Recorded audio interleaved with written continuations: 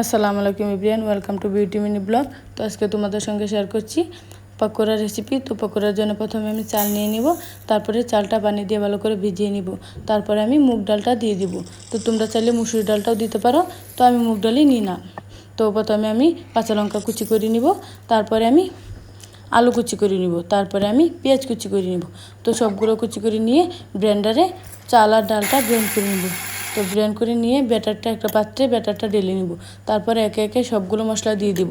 তো প্রথমে আমি তোমরা পরিমাণ মতো মশলাটা দিবে, তোমাদের যতটুকু প্রয়োজন ততটুকু।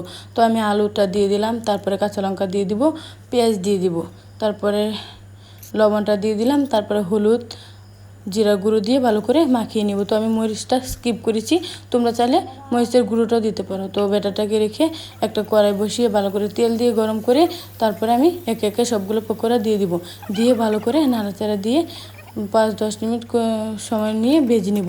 তারপরে ভালো করে ভেজে নামিয়ে নিব। তো আমাদের পকোড়া তৈরি। তো খেতে কিন্তু খুব টেস্টি হয়েছে, তোমরা বানিয়ে খেও। আমার চ্যানেলটাকে সাবস্ক্রাইব, লাইক, কমেন্ট, শেয়ার অবশ্যই করবে। Thank you, by.